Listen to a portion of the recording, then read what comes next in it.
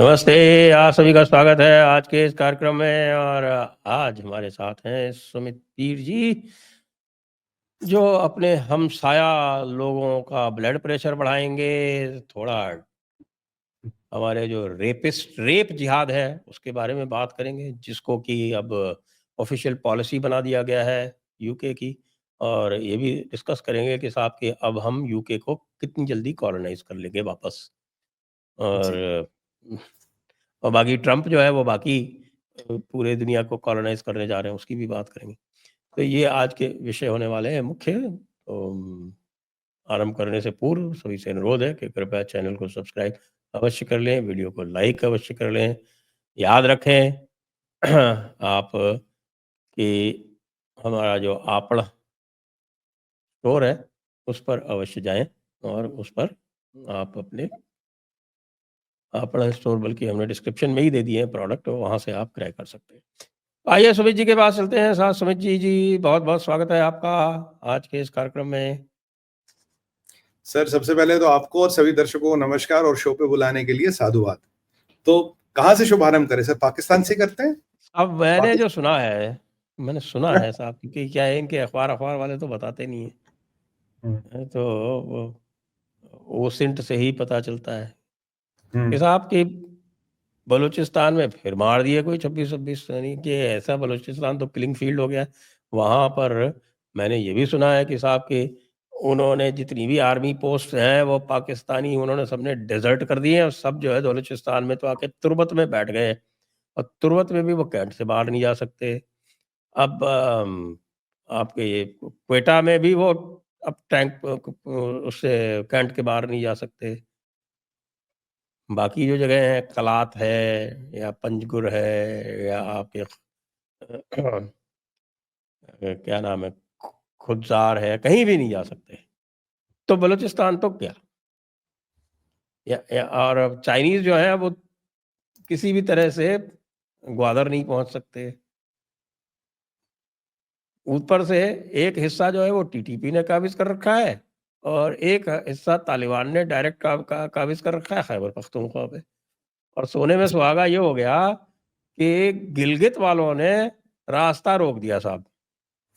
बहुत बढ़िया, बहुत बढ़िया। जी, चाइना और पाकिस्तान के बीच में उन्होंने धरना प्रदर्शन लगा दिया रोड के ऊपर, वो जो उनकी काराकोरम हाईवे है, और उसको जी, ब्लॉक कर दिया।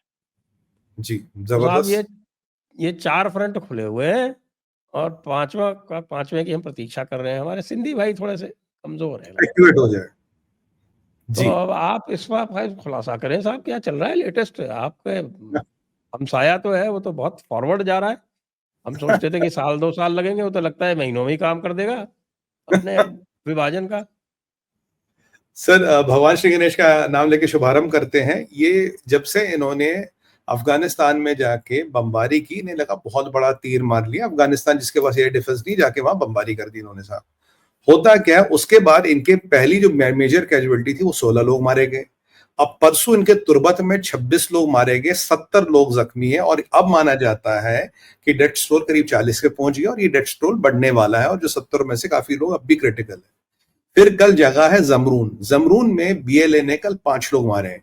ये जो तुर्बत और जमरून के विषय बारे में एक विशेषता है सर, ये अटैक बीएलए ने अपने इंटेलिजेंस विंग के साथ किया था। मजीद ब्रिगेड जो सुसाइड ब्रिगेड है उसने नहीं किया था, इनकी इंटेलिजेंस विंग ने किया। इनको घेरा, इनको एम्बुश किया और मार दिया। पहले तो ये इंपॉर्टेंट डेवलपमेंट है जो यहां मरे।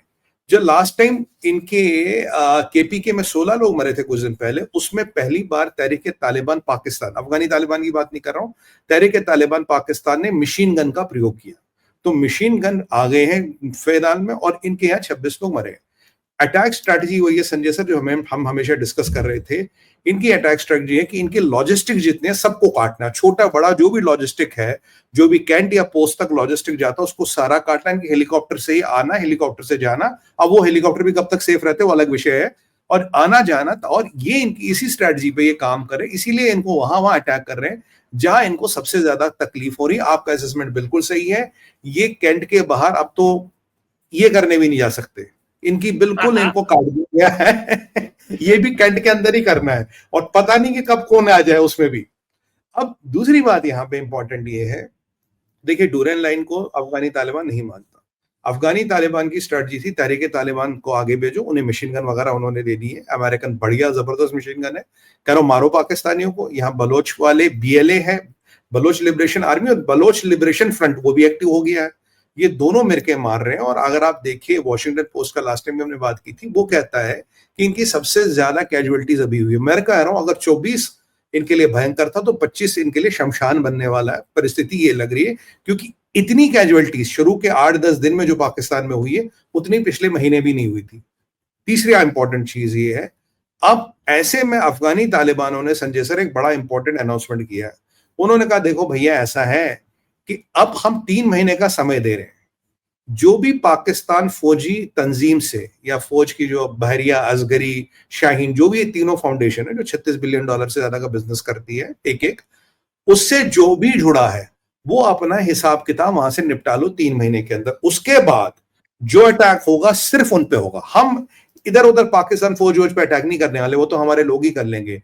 We are going to hit the economic interest of Pakistan army. जहां भी इनका मान लीजिए डिपो है, इनकी फैक्ट्री है, कहीं गोडाउन है, कहीं कुछ है, वो सब हम टारगेट करने वाले। हम चाहते हैं नॉर्मल पाकिस्तानी ना मरे, पश्तून ना मरे। 3 महीने का समय दे रहे, 3 महीने बाद ये टारगेटेड अटैक होगा। तो यहां से पॉपी उगानी बंद तो ISI की दुकान बंद। यहां से पाकिस्तान की आर्मी मर रही है, एरिया निकल रहा, और वहां से जहां से पाकिस्तान की आर्मी का रोकड़ा आता है, उन पे तहरीके, उन पे अफगानी तालिबान अटैक करने वाला है। उन्होंने अपना मोबिलाइजेशन कर दिया, वो बिल्कुल तैयार है, कह रहे जैसे ही कुछ होगा हम ये करेंगे। और पीछे वाली बात जो थी, जो पीछे 16 लोग इनके मारे थे 4 दिन पहले, इन्होंने क्या किया था, इन्होंने वहां के कुछ एल्डर्स के साथ ट्रूस कर लिया कि नहीं जी हम ट्रूस करेंगे, हमको आने दीजिए, जाने दीजिए। उन्होंने बोला कोई बात नहीं, ट्रूस कर लो। जब इनका ट्रक आ रहा था सिपाहियों को लेके, उसको एम्बुश किया गया, मशीन गनों से फायरिंग की गई। 16 लोग तो वहीं मरे थे। उस दिन 40 जख्मी हुए थे, जिसमें से भी कैजुअलिटीज बढ़ गई है। तब ये वापस कह रहे हैं आपने तो ट्रूस किया था। बोला पाकिस्तान कौन सा ट्रूस मानता है? जब तुमने आके हमारे यहाँ 46 औरतें और बच्चे मारे, हम तुम्हारा ट्रूस क्यों माने भाई? और उस पर तकलीफ क्या है, मोदी जी ने भाई अफगानिस्तान का समर्थन कर दिया। इनको आग लग रही। कहा ये कहते थे तालिबानियों को यूज करेंगे कश्मीर को लिबरेट करने के लिए, स्ट्रेटेजिक डेट पाकिस्तान का भाई। आज वो भाई भारत के प्रधानमंत्री के जो ट्वीट है उसके लिए थैंक्स करता है। और हमारे जो मिस्री साहब है, ये कल यानी कि बुधवार को मिले हैं उनके डिप्टी फॉरेन अफेयर्स मिनिस्टर के साथ दुबई में। पूरा उनका डेलीगेशन आया था, हमारा डेलीगेशन आया था, कल मिस्री साहब मिले उनसे दुबई में। तो ये जो पूरा गेम पलट गया, ये जो पूरा गेम पलट गया, यहां पाकिस्तान परेशान है। बाय द वे, पाकिस्तान को $20 बिलियन का एक और IMF से लोन सैंक्शन हुआ है। $10 बिलियन जाएगा इंफ्रास्ट्रक्चर प्रोजेक्ट्स पे, जो वापस अमेरिका, कनाडा, दुबई जाएगा, क्योंकि जो भी प्रोजेक्ट पे आना वो तो वापस जाना ना, वो प्रॉपर्टी लेने में। 10 बिलियन चलेगा जी आगे। तो यहाँ 10 बिलियन के आने का मतलब है इनको एक लाइफलाइन थोड़ा मिल गई है। 10 बिलियन का इनको हिसाब किताब मिल गया है, क्योंकि पीछे कहते थे IMF के द्वारा काफिर महंगाई है। पाकिस्तान का पॉलिटिशियन शांत है, पाकिस्तान का पॉलिटिशियन पिक्चर से पूरा गायब है। और इमरान खान के साथ बातें हो रही है, जो बिल्कुल ऑफिशियल होगी, जो हमने लास्ट टाइम मैंने आपके शो पे कहा था कि PTI डिनाई कर रहा है कि जी हमें ऑफर इन्होंने दिया था, बनी गाला में रहो, चुपचाप रहो, ना मीडिया करना, ना राजनीति करनी, मौत का इंतजार करो, हम तुम्हें सफेद पाउडर और जो भी तुम्हारी ऐशो असरत का सामान है वो दिया जाएगा। पर हम नहीं मान रहे। तो यहां आज पाकिस्तान की आर्मी भी एक डेलीगेशन बना के उनके कंट्रोल पॉलिटिशियंस का PTI के लोगों के साथ डिस्कशन कर रही है। क्यों? क्योंकि उन्हें पता है ट्रंप कहेगा इसको निकालो, और निकाल के बनी गाला में रखो, बाकी जो करना वो करो। यहां से चीनियों को बलोचिस्तान का एक्सेस नहीं मिल रहा है, क्योंकि मजीद ब्रिगेड का, संजय सर याद कीजिए, एक स्पेशलाइज्ड ग्रुप है जो केवल चीनियों को मारने का काम करता है। वो ढूंढ रहा चीनी। और आज मेरे को एक और चीज पता लगी, चीनी मिल ही नहीं रहे वहां पे, मिल ही नहीं रहे। वो उनका मेरे को वो व्हाट्सएप आया था, कह रहे ये चीनी कहाँ भेज दिया आपने, इतना बोलते चीनी सारे भाग गए। मैंने कहा यार ये तो बड़ी गड़बड़ हो गई। और दूसरी बात है, ये अननोन गनमैन वाले भी आजकल बड़े नाराज हैं, थोड़े डाइवर्ट कर रहा हूं। मैंने कहा भाई तुम्हें क्या हो गया? कहते हैं अरे भाई साहब एक बार बताओ, आजकल ये BLA, BLF और तहरीके तालिबान ने हमारे लिए कुछ छोड़ा ही नहीं। हम तो बेरोजगार हो गए, हम किसको ठोके? कह रहा इतने ये मार रहे यार, हमारे लिए भी कोई काम छोड़ो। मैं कहा चलो चलो देखते हैं, बात करते हैं। तो ऑन द लाइटर नोट, तो इनका ये आज परिस्थिति है। अब देखिए चीनी वहां जा नहीं रहे, चाइना वहां पैसे दे नहीं रहा। चाइना कह रहा मेरी आर्मी आएगी, मैं पैसे दूंगा। अब आप जो कह रहे GB का भी ब्लॉकेड हो गया। और जो अमेरिका का प्लान है वो बिल्कुल क्लियर है, डोनाल्ड ट्रंप के आने के बाद मुझे बलोचिस्तान चाहिए और उसी की तैयारी पूरी हो रही, बलूचिस्तान चाहिए मुझे मतलब वहीं। वो पनामा कैनाल और कनाडा और ग्रीनलैंड के साथ में बलूचिस्तान भी ऐड करना अभी चाहता है क्या? अभी ऑफिशियली नहीं बोलेगा, उसे चाहिए सर, क्योंकि ईरान के साथ देखिए यहाँ एक इक्वेशन आती, ईरान के साथ उनकी लड़ाई ऑलमोस्ट तय है, उसे कोई नहीं रोक सकता। अब देखिए ये भी माना गया है, ये मैं आपको थोड़ा इसके कंटेक्स्ट में तो बता रहा हूं, अभी जो बाइडेन को जैक सुल्लिवन ने कुछ दिन पहले एक प्लान दिया था, देखो भाई साहब ऐसे हम जाके अटैक करेंगे ईरान के न्यूक्लियर इंस्टॉलेशंस पे। ये माना जाता है कि जो बाइडेन ने बेंजामिन नेतन्याहू को कहा ये ले हथियार और जाके अटैक कर, बेंजामिन नेतन्याहू ने अटैक इसलिए नहीं किया, कहता भाई साहब नया पापा आएगा, नए अंकल आएंगे, उसका क्या जवाब दूंगा, मैं फिलहाल अटैक नहीं करूंगा। और ये पूरी रूपरेखा, इसका पूरा नक्शा खींच दिया गया है। और अगर आप कल शाम को ट्रंप का स्टेटमेंट देखें, उसने कहा 12 दिन के अंदर अगर होस्टेज नहीं मिले, will break open into Middle East, हम मिडिल ईस्ट में अमेरिका की फौज उतरेगी, will have boots on the ground, ये ट्रंप ने बिल्कुल कह दिया। अब ईरान की न्यूक्लियर साइट्स को मैप कर दिया गया है, उसका पे अटैक इमिनेंट है, और अगर ईरान पे अटैक करना तो पाकिस्तान ईरान की मदद ना कर सके, पाकिस्तान से कोई इमदाद ना मिल सके, और पाकिस्तान की जो भी लेना देना वो बंद कर सके। उसके लिए बलूचिस्तान में एयरफील्ड भी चाहिए, बलूचिस्तान का पाकिस्तान तो कहा साहब के मैं तो हीरा मंडी वाली हूँ। हाँ, तो मुझको तो आप पैसे दो और मैं आपकी मदद कर दूंगा, तो उसमें फिर क्या होगा? सर ये कि अमेरिका ने, ट्रंप बड़ा अच्छा व्यापारी है, ये ट्रांजिशन में बिलीव ही नहीं करता, कहता मेरे को प्रॉपर्टी खरीदनी है, छोड़ दो, किराए पे नहीं लेनी, मेरे को प्रॉपर्टी खरीद, तुम रोज पैसे मांगते हो यार, मैं एक बार में कब्जा करके परमानेंट बेस बना लेता हूं अपना, बलोचों को थोड़ा वो देता हूं। देखिए बलोचों ने अभी तक किसी अमेरिकन या अमेरिकन इंटरेस्ट को हर्ट नहीं किया sir, besides port, airport, uranium, 40-42% क्षेत्रफल, और वहां रिकोडेक भी तो है जिसमें दुनिया का सबसे 46% क्षेत्रफल है सर। सर रिकोडेक में सेकंड हाईएस्ट कॉपर और गोल्ड रिजर्व्स भी है।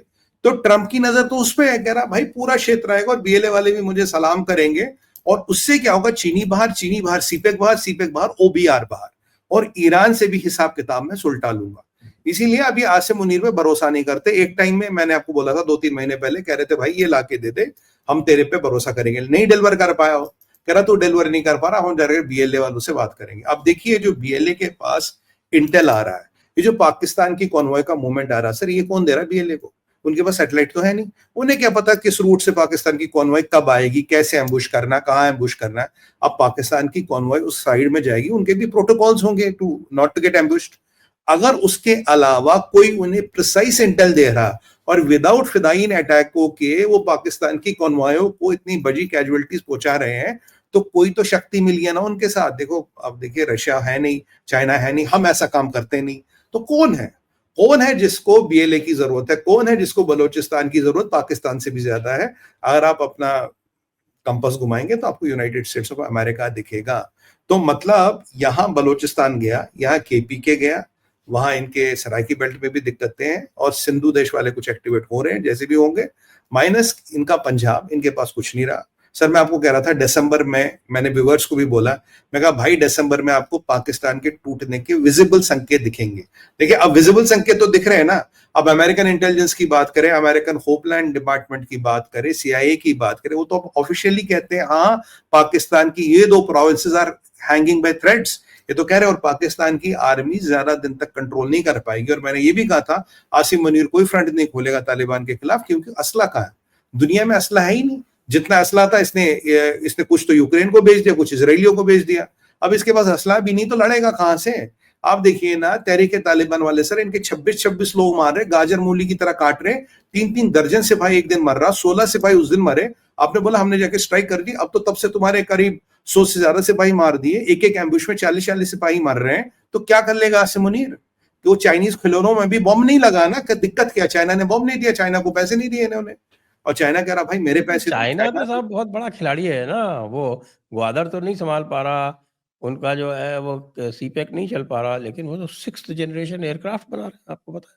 हाँ उस पे आता हूँ सर। ये जो 6th जनरेशन एयरक्राफ्ट है, ये इन्होंने एक 22 दिसंबर को, एक 26 दिसंबर को 2 उड़ाए थे। एक है इनका शेंगियांग एयरक्राफ्ट इंडस्ट्री, एक है इनका शिंगडू एयरक्राफ्ट इंडस्ट्री। जो शेंगियांग एयरक्राफ्ट इंडस्ट्री है उसका प्लेन उन्होंने 22 दिसंबर को उठाया, शिंगडू वालों का 26 को उठाया। 22 वाली इतनी खबर नहीं थी, 26 वाली खबर आई थी। अब जब आप 26 वाला को, अब फिर उसका अध्ययन हुआ कि भाई इसके बारे में क्या है क्या नहीं है, इन्होंने जहाज उड़ाया और देखा जी इसके साथ J-20 दो उड़ाए और ये दिखाया भाई 6th जनरेशन है। अब इसमें समस्या ये आई जब इसका अध्ययन धीरे धीरे होने लगा कि अब 26 को संजय सर माओ का बर्थडे है। माओ का बर्थडे के दिन ये एक शगुफा चाइना ने छोड़ा, क्योंकि क्यों, चाइना जो परेशान है वो है TB2 से। TB2 already 7th generation fighter aircraft है अमेरिका का, जो चाइना के ऊपर से निकल के जाता है। एक बार का आपको इंसिडेंट बताता हूँ जो चाइना के मीडिया में भी आया था। ये इन्हें दिखा, इसका J-20 का पायलट उसके पीछे लग गया, कुछ देर उसके पीछे भागा, वो कहते हैं कि मैक 3 पे या कुछ चलता है, अनबिलीवेबल स्पीड। देखिए स्पेक ओपन नहीं है, ये स्पेकुलेशन है। जब ये इसके पीछे भागता है, इसके एक J-20 का इंजन जल जाता और इसको क्रैश लैंडिंग करनी पड़ती, पायलट बच गया था क्योंकि कुछ देर उसके पीछे जहाज भगाने पे। अब सवाल ये है, जो J-20 का इनका इंजन था वो आता था रशिया से, ठीक है सर। रशिया ने इंजन देना बंद कर दिया। रशिया की जो इंजन आता था 4000 किलोमीटर की लाइफ थी।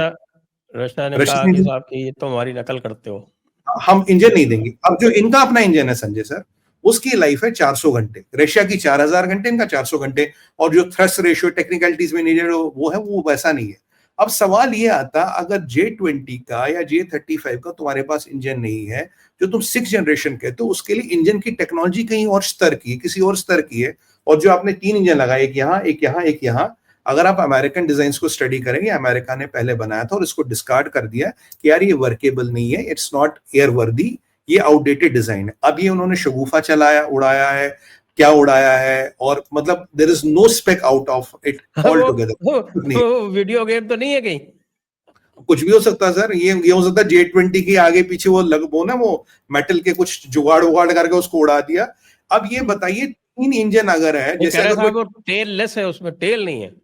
हाँ, टेल तो होती नहीं। अब देखिए 6th जनरेशन में टेल नहीं होती। अब देखिए, अब जो अमेरिका का B-52 बॉम्बर है या जो TB2 है, जिसका जो TB2 सीरीज है, उनमें भी टेल नहीं है, but this a time proven machine. अब ये कहते थे कि भाई हमारा J-35 is superior then F-35।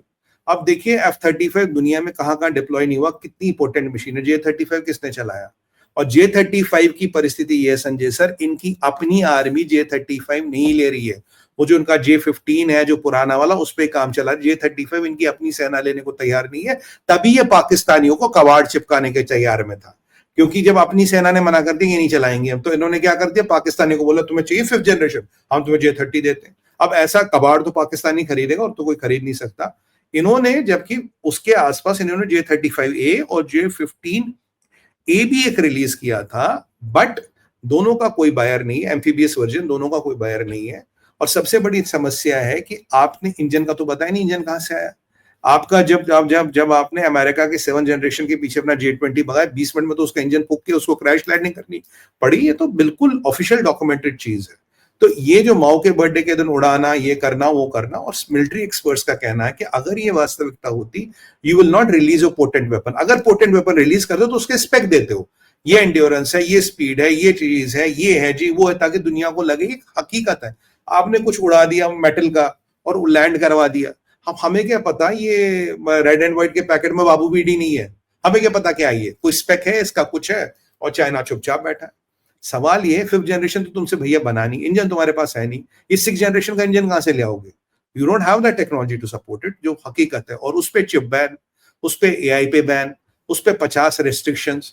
तो ऐसे में 6th जनरेशन को उड़ाना और दिखाना बड़ी बात है। जब आप देखेंगे इटली, यूके और एक जापान का जो एक वर्जन है 6th जनरेशन का, वो अभी बन रहा है।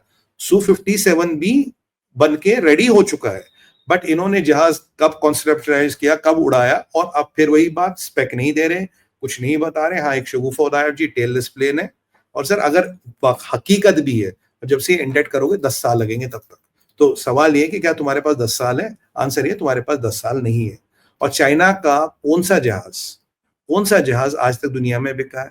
कौन सा जहाज किसी और कंट्री ने लिया है? बिका क्यों नहीं है? पाकिस्तान ने खरीदे इतने सारे, क्या खड़े हो गए पाकिस्तान को तो हम देखो सर, पाकिस्तान को हम कबाड़ा बेचते हैं, जो हमारे मालवा रिजेक्ट होता है, और पाकिस्तान के पायलट हमारे लिए बलि का बकरा है।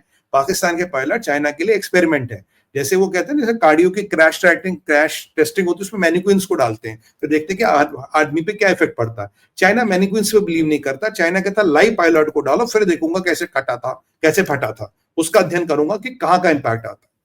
मतलब ये चाइना की कहानी है, ठीक है जी। और ट्रंप के आते ही जब उन पे टैरिफ फिर लगेगा, फिर देखिएगा उनकी कहानी क्या होती है, जो पीटीएनआर स्टेटस हट जाएगा उनका, फिर उनकी कहानी देख लीजिए।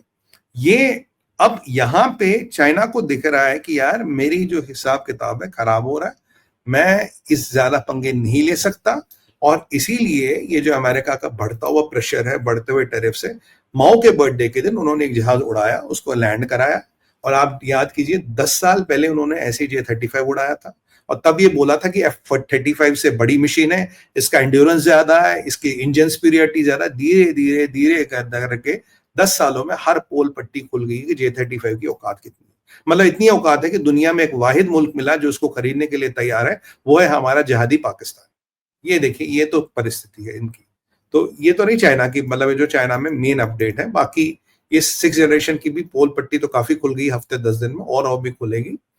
तो यहाँ पे एक बड़ा हाँ, ये ईरान पे कुछ एक पॉइंट था सर, यहां से थोड़ा ईरान चलते हैं, क्योंकि ईरान में को लेके जो ट्रंप का कल का स्टेटमेंट आया है, देखिए हो क्या रहा था। ये लोग ट्रंप को लगा यार मेरे को बेवकूफ बना रहे हैं, कौन, ये मिडिल ईस्ट वाले सारे मिलके। मोसाड का चीफ कतर आता है, स्टीव विटकॉक इसका जो खास बंदा है ट्रंप का, वो मिडिल ईस्ट में बैठा है। इसने अपनी एक और टीम बनाई, उनको मिडिल ईस्ट भेजा, कह रहा है यार होस्टेज दो, होस्टेज दो, होस्टेज दो। तो पीछे 2 दिन पहले खबर आई, 34 होस्टेज की लिस्ट आई, क्योंकि हमास अब तक कोई लिस्ट नहीं दे रहा था। जब लिस्ट आई, उसका अध्ययन गया, जब इजराइल गई, तो बेंजामिन नेतन्याहू का स्टेटमेंट आता है, कहता भाई एक बात बताओ, ये लिस्ट तो हमने तुम्हें 40 दी थी, तुमने 6 मारे, 34 बचे, तो तुम्हारी लिस्ट कहाँ है? अब भी हकीकत ये है कि कोई लिस्ट इन्होंने नहीं दी है, कितने जिंदा है, कितने मरे हैं, जिंदा है भी या नहीं मरे हैं। पहली बात तो ये। दूसरी बात, कल एक 53 साल का व्यक्ति और उसका बेटा मृत पाए गए एक गाजा की टनल में, अलॉन्ग विद हमास के 2 फाइटर। कहानी ये है, इन्होंने 2-2 के ग्रुप में अपने लोगों को अलग कर दिया है, मतलब 2 होस्टेज साथ में 2-3 फाइटर, और उनको ये बोला है अगर पुश कम्स टू शव, अगर तुम्हें लगे तुम कैप्चर हो रहे हो या रेस्क्यू हो रहा है, अगर इनको भी निपट दो या तुम मर रहे हो तो इनको भी गोली मार देना, क्योंकि हाईली डिकम्पोज बॉडीज मिली है। अब जब ट्रंप को ये पता लगा ये सब मिलके मेरा मामू बना रहे, कोई होस्टेज नहीं इनके पास, तो कल ट्रंप ने धमकी दे दी, कह रहा बेटा 20 जनवरी तक नहीं दी ना, hell will break loose, I will break open into Middle East, फिर तुम देखना तुम्हारा क्या होगा।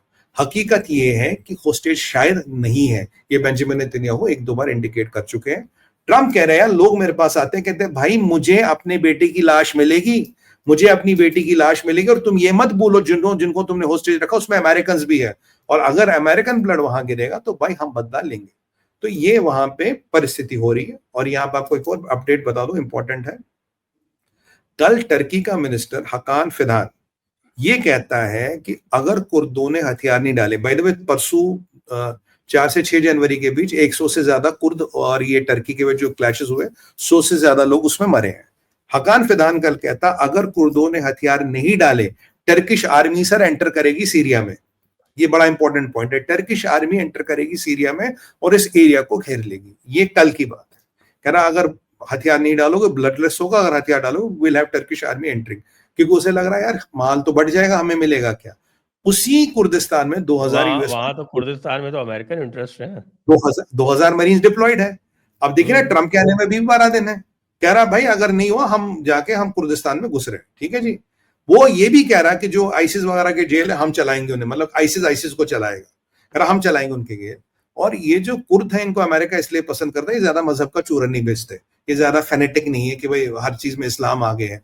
अब यहाँ ये डेवलपमेंट है। वहां पे मैं आपको बताऊं, इजिप्ट में सर, इजिप्ट में अचानक इस फतह अल सीसी ने काफी बड़ा टैंक्स का रेजिमेंट और सिपाहियों को सनाई डेजर्ट, जहां एक ट्रूस था, एक बफर जोन है उसके इजिप्ट इजराइल के बीच में, वहां डिप्लॉय कर दिया है। ये अचानक हुआ, जब मैं कह रहा था कि इजिप्ट को देखो, इजिप्ट को देखो, इजिप्ट में कुछ होने वाला है। यहाँ ये है, यहाँ इजरायली लेबनान में बैठे, इजरायली सीरिया में बैठे, और वहां वो कह रहा टर्की में मेरे लोग घुसेंगे आपके सीरिया में।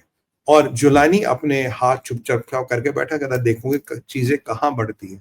तो यह ट्रायंगल बन रहा है, यहाँ इजिप्ट, यहाँ इजराइल, यहाँ टर्की इन सीरिया, और ये सब आ रहे हैं कहीं ना कहीं इजराइल के पास। और वहां पूरा प्लान है कि इजराइल के न्यूक्लियर एसेट्स को कैसे डिस्ट्रॉय, सॉरी ईरान के न्यूक्लियर एसेट्स को कैसे डिस्ट्रॉय करना है।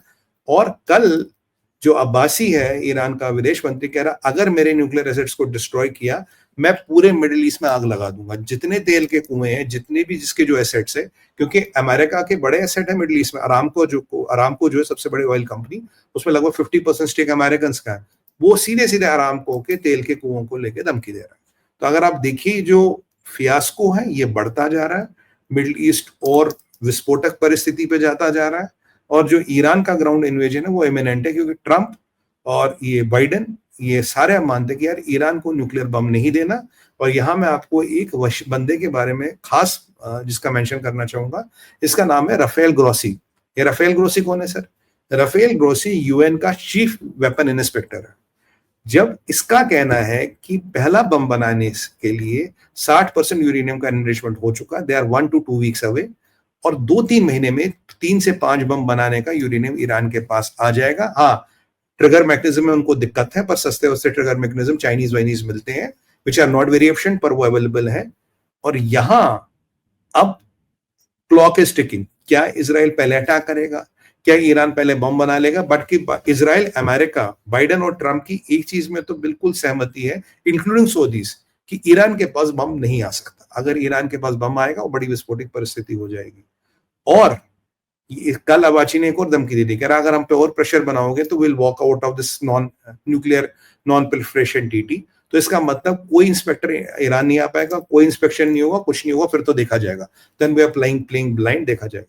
तो मतलब आप देखिए, अगर आप इन चीजों को स्टडी करें, अब तो मतलब हमारे पास करीब 2 घंटे का प्रोग्राम होता है, डिटेल में जाते हैं, बट प्राइमरली जो पॉइंट्स थे मैंने बताए, how things are getting complicated, क्योंकि हर कोई अपना हिस्सा देख रहा है। वो माले गनीमत है अभी सीरिया, हर कोई अपने हिस्से का माल देख रहा है, मुझे क्या मिलेगा, मुझे क्या मिलेगा, मुझे क्या मिलेगा।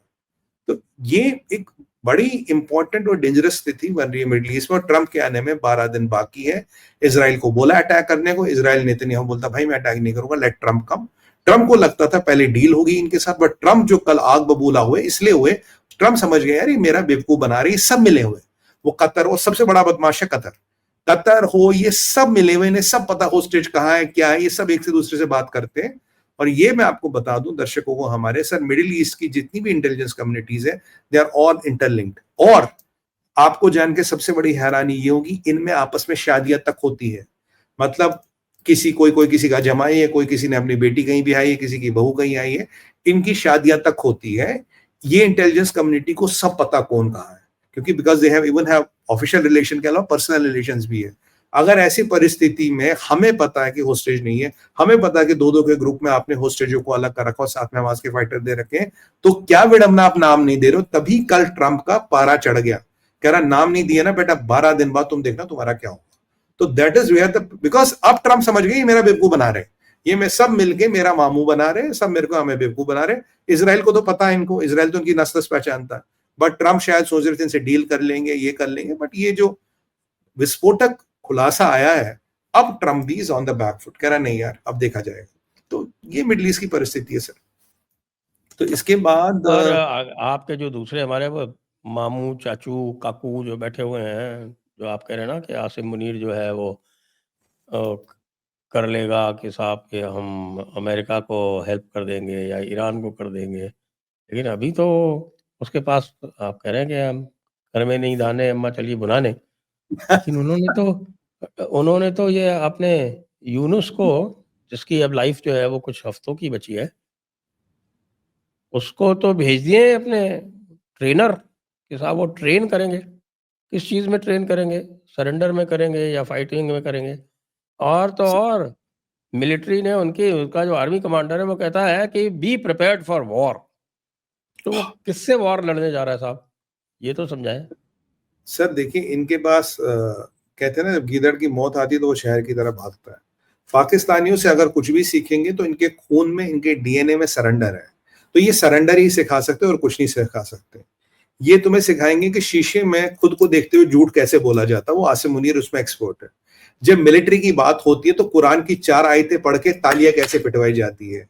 जब अपने आप को जनरल न कहला के अपने आप को क्या कहते हैं, ये हाफिज साहब कहलवाना, ये बहुत बड़ा डेजिग्नेशन होता है, क्योंकि ये आपकी इनकम्पिटेंस को छुपाता है या आपकी निकम्मेपन को छुपाता है। और वही हासिम मुनीर अमेरिकन के सामने गिड़गिड़ाता, साहब मेरे पे सैंक्शन मत लगाना, मेरे पे सैंक्शन लगाओगे जितना मैंने माल टाल कमाया सब सैंक्शन में आ जाएगा, हर जगह एसेट फ्रीज हो जाएंगे। ये वही पाकिस्तानी है। बाकी हाँ, यूनिस ये चाहता है कि जाने से पहले मैं यहाँ अलगाववाद के इतने बीज बो जाऊं, इतने जहादियों को खड़ा कर दूं कि भारत के लिए ये आने वाले टाइम में समस्या हो। कहते हैं स्क्रॉच अर्थ पॉलिसी, हम रहे ना रहे तो कल को जो भी आएगा उसके लिए भी मैनेज होगी, भारत के लिए भी मैनेज होगी, और उसके लिए उसका बेस्ट साथी है पाकिस्तान। पाकिस्तान उसके साथ बिल्कुल जबरदस्त हाथ में हाथ मिला के चलने वाला देश है, और ये जो ट्रेनर वेनर भेज रहा है इसीलिए भेज रहा है। अब खबरें तो ये भी आई थी, खैर कंफर्म नहीं है, कि अबाबील मिसाइल जो है पाकिस्तान ने इन्होंने इसको बांग्लादेश को दिया है, जो ये क्लेम करते हैं MIRV है, जबकि MIRV नहीं है, पर इसकी रेंज करीब 2200 किलोमीटर तो है। बाय द वे 2200 किलोमीटर में आपको एक और चीज बता दूं, हुतियों ने सर बोला है कि हमारे पास हाइपरसोनिक मिसाइल है, 2250 किलोमीटर रेंज है, max 16 which I don't believe, और 500 किलो का पेलोड ले सकती है, 500 किलो का पेलोड। अब जब हमने अपना हाइपरसोनिक टेस्ट किया, हमारे तो मैक्स 6 पे जाती है, 320 किलो का पेलोड है और करीब 1000 किलोमीटर की रेंज है। अब ये मिसाइल हुतियों के पास कहां से आई? वहां से जब लास्ट टाइम मैं आपको बोला था कि किम भी मिसाइल टेस्ट करेगा, किम ने भी मिसाइल टेस्ट कर ली। अब देखिए परसों जब एंथनी ब्लिंकन उतरे थे सियोल में, तो किम ने मिसाइल टेस्ट करी, पहले आया बैलिस्टिक मिसाइल है, अगले दिन आया हाइपरसोनिक मिसाइल है। रेंज सर, रेंज वो कहता है मैक 12 और करीब 980 किलोमीटर की रेंज है, टारगेट को हिट कर गई, 300-400 किलो का मेरा पेलोड है। यहां देखिए हुतियों के पास बैलिस्टिक मिसाइल, यहां किम के पास बैलिस्टिक मिसाइल। ये पूरे समीकरणों को फिर बदलती है, फिर चेंज करती है। और एक बात तो खैर मानने की है, हुती ऑलमोस्ट रोज मिसाइल फाइल कर रहे हैं। उन्होंने कहा भाई हमने 5 बार बैलिस्टिक मिसाइल अब तक चलाई है, हाइपरसोनिक मिसाइल, और ये हमारी हाइपरसोनिक मिसाइल जिसका नाम है पैलेस्टीन 2 नाम रखा है, और किम ने नाम रखा है लिंचपिन। कह रहे हैं जो पैलेस्टीन 2 है, ये 5 में से 5 बार निशाने पे जाके लगी है। अब डैमेज कितना किया क्या नहीं किया वो अलग विषय है, और ये जो अमेरिकन इंटेलिजेंस भी कह रही है चीनियों का पूरा असला बारूद है। अब बताइए किम के पास हाइपरसोनिक मिसाइल तो नहीं आ सकती। और ये जो यमन वाली मिसाइल है, इसमें बड़ा एक इंपॉर्टेंट खुलासा आया, कहता है ये सॉलिड रॉकेट फ्यूल पे चलती है, अगर इस, और ये यमन में बन सकती है। अगर ये सॉलिड रॉकेट फ्यूल पे चले, यमन में बने, वो तो संभव है, पर अगर ये सॉलिड रॉकेट फ्यूल पे चलती है, स्क्रैमजेट इंजन के बिना ये 16 मैक की स्पीड कैसे पकड़ लेगी, ये भी एक विषय है। जैसे वेरी ट्रबलिंग ना, चीजें मिलती नहीं है। तो मतलब कोई आप क्वाजी हाइपरसोनिक मानिए, कुछ भी मान ली, मिसाइल तो इनके पास है, और उसके पास भी आ गई है। यहाँ ये परिस्थिति खराब हुआ, यहाँ ये समझ में आया कि पाकिस्तान ने अबाबील इनको दे दिया जी, बांग्लादेशियों को। वैसे इनकी चलाने की औकात है नहीं, हिम्मत है नहीं इनकी, बट फिर भी देने का मतलब क्या है? यहाँ तो वहां तो जमाते इस्लामी वाले जिहादी और पागल बैठे हुए हैं ना, वो तो कर भी सकते हैं। यहाँ भाई चलो अपने तो मरने वाले हैं ही, अपने चले जिहादी, चलो यार इंडिया के ऊपर एक चला दो। अब हम जो वापस चलाएंगे उसके बाद क्या होगा? अब इसकी रेंज 2200 किलोमीटर है, जो लगभग एश्योर्ड रेंज है। 2200 किलोमीटर में सर ये अंडमान निकोबार तक भी बांग्लादेश से जा सकती है। वैसे ये तो है 2200 किलोमीटर में उतना पहुंच जाएगी, जो हमारे फॉरवर्ड बेसिस है वहां तक जा सकती है। और आप अगर आप देखें तो हमारी जो फॉरवर्ड बेस है अंडमान निकोबार की, वो सबसे ज्यादा तकलीफ किसको दे रही है? वो सबसे ज्यादा तकलीफ दे रही है चाइना को, क्योंकि वहां दुनिया में एक सबसे बड़ा रडार बन रहा है, जो 4500 किलोमीटर दूर तक अगर समुद्र में कोई किश्ती भी आएगी उसको ट्रैक कर सकता है। उस रडार का मैं नाम slipping my mind, it's a very big radar बनता है, वो कहीं किलोमीटर पे बनता है। वो रडार दुनिया में केवल 3 कंट्रियों के पास है जो वहां बना रहे हैं। और इसको स्कटल करने के लिए थ्रू पाकिस्तान चाइना ये खेल खेल सकता। बाकी आप जानते हैं कि अब उनकी 1,20,000 फौज तो अब भी खड़ी है, वो पीछे तो गई नहीं है, वो तो खड़ी बस आंख के सामने नहीं है, वो अब भी खड़ी है। तो ये अभी ये HPMP वायरस भी नया आया है इनका, चाइना की तरफ से वायरस, जो हम बात ही कर रहे थे, अगला वायरस भी इनके यहाँ से आएगा। वायरस वाला भी खेल उन्होंने शुरू कर दिया। मतलब ओवरऑल हमारे साथ भी काफी ये खेला ये शुरू करने की कोशिश कर रहे हैं। और लेकिन मैं तो ये आपसे पूछ रहा हूँ कि ये जो कह रहे हैं कि बी प्रिपेयर्ड फॉर वॉर, तो ये वॉर किसके साथ करेंगे? अभी तो अराकान आर्मी से अराकान आर्मी हाँ, हमसे लड़ने की औकात थोड़ी ना इनकी। अरे सर मैं कह रहा हूँ, हम यहाँ से कलकत्ता पुलिस को गो हेड देते, वही जाके बांग्लादेश फतह कराएगी। अब यूपी पुलिस को भेज दिया तो 2-3 दिन में कर लेगी। आजकल यूपी पुलिस ये प्रशांत कुमार जी के अंडर इतनी चुस्त है, 2-3 दिन में ही कर लेगी। हाँ, कलकत्ता पुलिस को शायद हफ्ता भर लग जाएगा, कलकत्ता पुलिस जीत आएगी बांग्लादेश। हमारी सेना मैनों को भेजने की जरूरत नहीं है, सीआरपीएफ के लेवल का भी काम नहीं, पुलिस जीत आएगी हमारी। इनकी औकात क्या है? ये लड़ेंगे अराकान आर्मी से, और इनकी बड़ा भिड़ंत होगी अराकान आर्मी से और चकमा से, और ये जितने भी वहां ट्राइबल्स हैं उनसे इनकी भिड़ंत होगी। क्योंकि यूनिस ने इस देश को ना घर का रखा ना घाट का रखा। लड़ाई वहां होनी, हमारे से तो इनकी औकात नहीं करने की। ये इन बांग्लादेश वालों की ना सर एक भ्रांति है, कहते हैं we are having this much of border with India. मैं कह रहा हूं तुम उसको दूसरे तरफ से देखो, हमने तुम्हें तीनों तरफ से घेर रखा मुन्ना, हमने तुम्हें तीनों तरफ से घेर रखा यार। अगर हम छोटी कंट्री हो तो दैट्स एडवांटेज टू यू, हम बड़ी कंट्री, घेर हमने रखा यार। It's not we have this much of border with, तो हमने तुम्हें तीन तरफ से घेर रखा। तुम्हारी औकात क्या है? तुम्हारे पास कितने बोट है, ये क्या कर सकते तुम? इंडिया से है उनका 4076 किलोमीटर, वही मैं कह रहा हूं ना सर, तीन तरफ से हमने घेर रखा है ना और कंट्री। 210 किलोमीटर है अराकान आर्मी। तो साहब चारों तरफ से घिरे हुए हैं वो, तो तो 210 किलोमीटर भी घिरे हुए हैं। वो भी गिरे हुए हैं, सही कह रहे हैं आप। तो ये जो अकड़ है, ये जो अकड़ है, ये जमात इस्लामी वालों का, ये जो जिहादिक मेंटेलिटी है, जो इस्लामिक अकड़ होती है ना बिना सर पैर की, ये वो है। ये इस्लाम सर पे चढ़ के बोल रहा है कि हम ये कर देंगे, हम वो कर देंगे। ये वो वाली बात है, बाकी कुछ नहीं है। आगे इनको भी पता है इनके बस का कुछ है नहीं। और ये जो इनको लग रहा है कि हिंदू देश नहीं बनेगा, मैं इनको एश्योर कर रहा हूं आज 101% मेरी गारंटी लिख लो, आज हिंदू देश बनेगा। और तो वो क्रिश्चियन भाइयों योगी ने तो टेम्पलेट भी पूरा वो बता दिया कल, वो इंटरव्यू दिया था जो अर्णब गोस्वामी को परसों। बाबा आई तो थिंक इट महान इज, है। बाबा नहीं तो it is one of the, I think, most important statements ever made. Sir Bharat के अब इतिहास में आज तक के जितने भी बड़े बड़े बड़ी बड़ी घोषणाएं हुई हैं, उद्घोषणाएं हुई हैं, उनमें से पहले 2-3 में आएगा वो। जय महाकाल, बहुत बढ़िया सर। देखिए बाबा केवल नेता ही नहीं है, बाबा एक आध्यात्मिक वही व्यक्ति भी। भी वही हमने जो वो घोषणा कराई थी ना, जयपुर घोषणा, हाँ हाँ जयपुर डिक्लेरेशन कि जी सनातन धर्म ही राष्ट्रवाद है, बिल्कुल बिल्कुल उसी को उन्होंने दोहरा दिया है।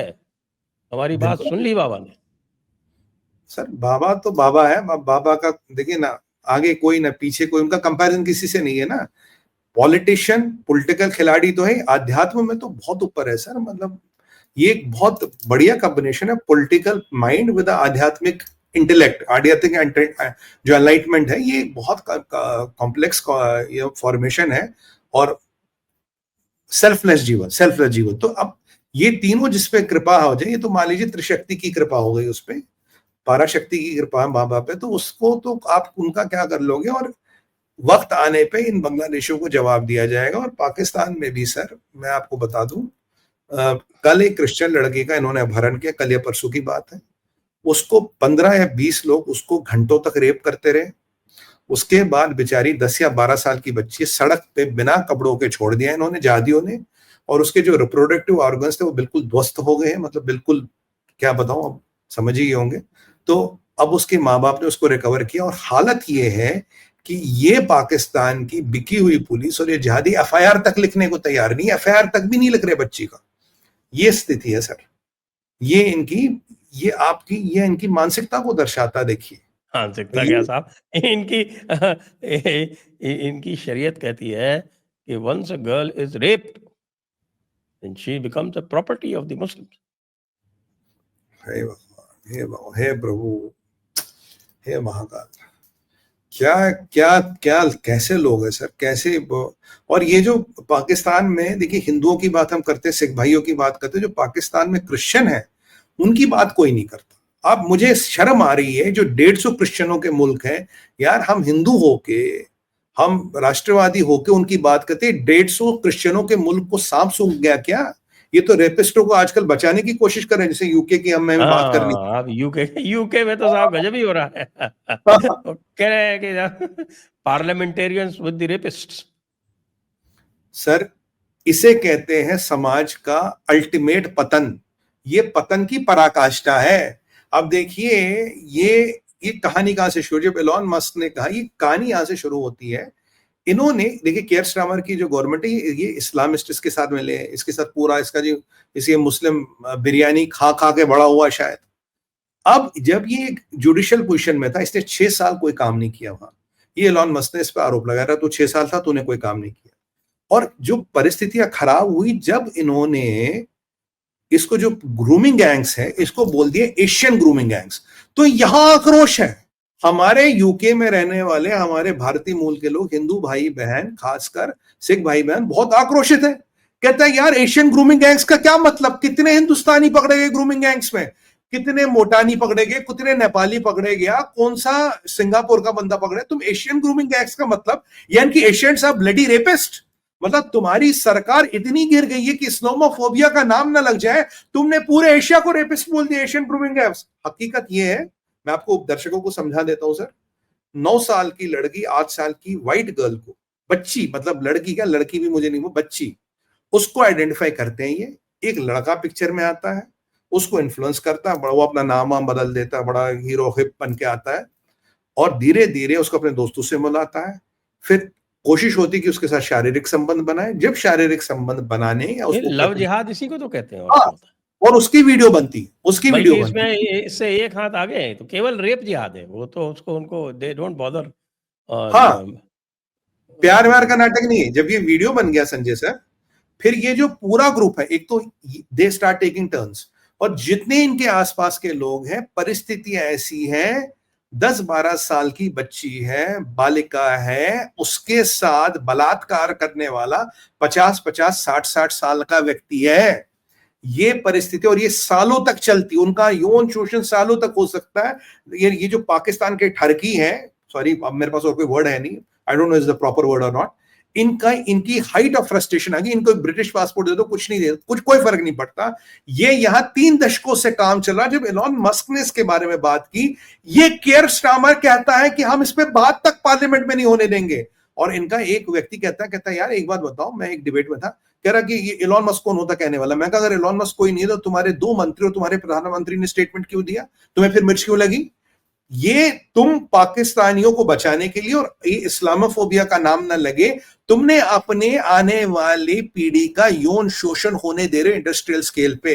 इतनी बड़ी बढ़ गई है ग्रूमिंग गैंग्स, इतनी बड़ी हो गई है कि वहां की बच्चों का बाहर निकलना मुश्किल हो गया। कुछ प्रोविंसेस तो ऐसे हैं जहां इनका बिल्कुल दबदबा चल गया, बिल्कुल ये किसी को नहीं छोड़ते।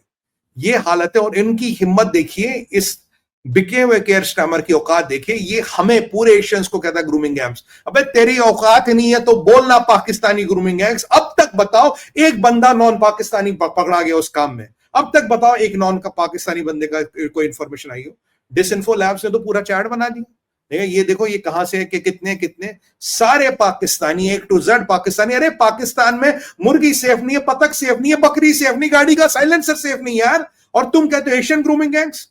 ये सर दुनिया भर में आक्रोश का केंद्र बना है, क्योंकि इन ब्रिटिशरों ने अपनी बची कुची साख बचाने के लिए पूरे विश्व को बलात्कारी कहने का दुस्साहस किया है। हमें बच्चों के साथ बलात्कारी कहने का दुस्साहस किया। ये मुझे लगता है ये पूरे एशिया के समुदाय, जितने भी देश है, जितने भी धर्म है, उन पे उनका अपमान है। और बचा किसको रहा? पाकिस्तानियों को और उनके जिहादियों को। और तू केयर स्टार्मर हमें क्या बोलेगा? तू अपनी किशोर बालिकाओं को, अपनी छोटी छोटी बच्चों को नहीं बचा पा रहा इन जिहादियों से, इन गिद्धों से, पाकिस्तानी गिद्धों से, और हमें आते हो पढ़ा दे सबक सिखाने। The sun never sets in the British empire, the reality is sun has permanently set in British empire. उग नहीं रहा, खत्म हो चुका, परमानेंट अमावस्या है।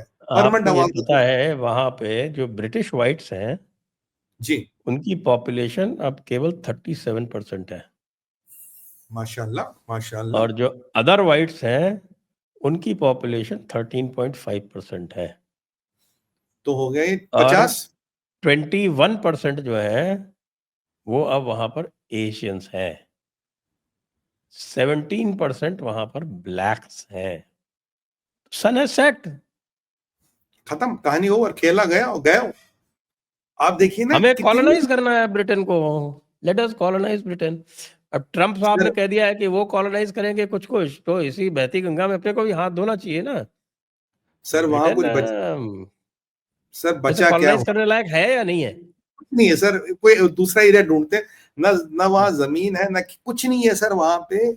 हाँ, एक पुराने महल मिलेंगे और उनमें लगी पुरानी फोटोएं मिलेंगी, और एक पुरानी, वो कहते थे ना कि नवाब साहब के जमाने की चाल और हिटलर के बाल मिलेंगे। इसके अलावा वहां कुछ नहीं बचा। उस कंट्री में बचा क्या है?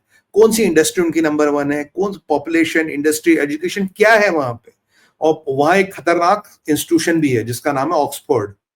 अब देखिए ऑक्सफोर्ड से कैसे कैसे भयंकर प्रोडक्ट निकल के आते हैं, देखा ना आपने। और एक कैम्ब्रिज भी है। कैम्ब्रिज में क्या होता है आपको बताइए? डीप स्टेट का कबाल है वो, डीप स्टेट का अखाड़ा है वो। तो ये वाले, ये वहां 2 वायरस है खतरनाक। माइनस दैट, अब उस इंग्लैंड में कुछ नहीं बचा सर। ये इंग्लैंड चलता है संजय सर, मैं डॉइश बैंक को आपको कोट करूंगा। डॉइश बैंक ने खुद बोला है $1 ट्रिलियन, 800 बिलियन से $1 ट्रिलियन मनी लॉन्ड्रिंग होती है हर साल इंग्लैंड में। और इंग्लैंड में 3 विचित्र लॉ है जो हमारे दर्शकों को जानने चाहिए। पहला लॉ है, इंग्लैंड कहता है we are part of UN, European human rights commission. अगर मैं वहां जाके बैठ गया, अगर ब्रज को ये एज्यूम प्रेज्यूम और बिलीव है कि अगर मेरे को एक्स्ट्राडाइट करेगा, मेरे के साथ 3rd डिग्री हो सकता है या मुझे मृत्यु दंड मिल सकता है, तो ही कैन रिजेक्ट दिस। पहली बात। दूसरी बात, कोई भी अली बाबा अपना माल लेके लंदन ही क्यों जाता? दुनिया इतनी बड़ी है। क्योंकि जो वहां का प्रावधान है, जो वहां का संविधान है, वो उसकी इजाजत देता। मनी लॉन्ड्रिंग पे वो देश चलता है। तीसरी बात, वहां एक कंपनियां सर जिसमें मान लीजिए एक इंडियन ओरिजिन का ब्रिटिश लॉयर होगा, तो उनको पता है कि इंडिया का लॉ कहाँ खत्म होता है और ब्रिटिश का कहाँ शुरू होता है। जो बीच में नोमैंस लैंड है, अपने लोगों को वहां रख के कैसे सेफ रखना है। तो एक पूरी इंडस्ट्री चलती है। और अगर आप देखिए 1992 में हमने उनके साथ एक्सट्राडिशन ट्रीटी की थी। अब तक एक बंदा आया पटेल, जो खुद ही आया था, उसके अलावा हम किसी को एक्स्ट्राडाइट नहीं कर पाए। ये हमारी परिस्थिति नहीं है। जिस जिस कंट्री की एक्स्ट्राडिशन ट्रीटी है, किसी को एक्स्ट्राडाइट नहीं कर पाए। उनका एक एफआरसी होता है जो फाइनेंशियल रेगुलेटरी बॉडी है। पिछले 19 सालों में उन्होंने एक भी कन्विक्शन नहीं किया। और लोगों के जूते घुस गए। हर कंट्री की बात कर रहा हूं, हर कंट्री की चप्पलें घुस गए वहां जाते जाते। कुछ नहीं होता वहां, क्योंकि सिस्टम ही उस पे चलता है। और अब विडंबना है उनकी, ये देखिए कियर स्टार्मर आज इस्लामिस्टों और जहादियों के फेंके हुए टुकड़ों पे पलता है। कियर स्टार्मर की नौकरी आज चल रही है पाकिस्तानियों के दिरी हुई भीख पे। अगर ये ब्रिटिश एम्पायर है, अगर ये है, तो इससे अच्छा तो भाई चुल्लू भर पानी में डूब जा, शर्म करके कहीं, मैं कह रहा हूं गटर में डूब के मर जाए। चुल्लू भर पानी भी गलत है। This is what you are, this is what is happening in UK. ये दयनीय परिस्थिति है संजय सर, दयनीय। I mean that is what I can submit. और सब आप लगता है कि ट्रम्प साहब ले लेंगे ग्रीनलैंड, कनाडा और पैनामा कैनाल और क्या क्या, और नेटो को लात मार देंगे, सब कर देंगे ये? सर देखिए 4 चीजें एजेंडा पे। नेटो में कह रहे भाई नेटो में अगर लोग पैसे नहीं देंगे हम नेटो नहीं चलाएंगे। चलिए वो लॉजिकल बात है, पैसे दो, फ्री में तो प्रोडक्शन मिलती नहीं। दूसरी बात, अब ये जो अब यहाँ बात करेंगे ग्रीनलैंड की। ग्रीनलैंड एक ऑटोनोमस रीजन है जो डच के पास, डेनमार्क के पास है। वो कहता है हमारा ऑटोनोमस रीजन है, पर ट्रम्प कहता है यार मेरे को तो यही नहीं पता डेनमार्क को उन पे कंट्रोल है नहीं है, बकवास कर रहे हैं नहीं है। कह रहा है नेशनल सिक्योरिटी के लिए मुझे ग्रीनलैंड चाहिए। क्यों? जो नया आर्कटिक रूट चाइना और रशिया मिलके बना रहे, मेनली रशिया ही बना रहा, चाइना भी अब घुस गया उसमें। अगर आर्कटिक रूट से जो ट्रैफिक की मूवमेंट होगी वो 40% कम टाइम और एनर्जी लगा के होगी।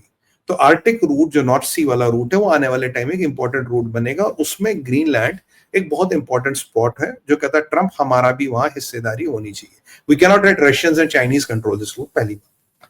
दूसरी बात, ग्रीनलैंड में सर कई सारे रेयर अर्थ्स हैं, कई सारी ऐसी चीजें छुपी है जो आइस मेल्ट हो रही है वहां, वो नेचुरल रिसोर्सेज का जखीरा है, रिसोर्सेज है, मतलब ना अड्डा है। तो एक मुझे नॉर्थ सी पे एक बेस मिल गई, दूसरा मुझे ग्रीनलैंड के सारे नेचुरल रिसोर्सेज मिल गए।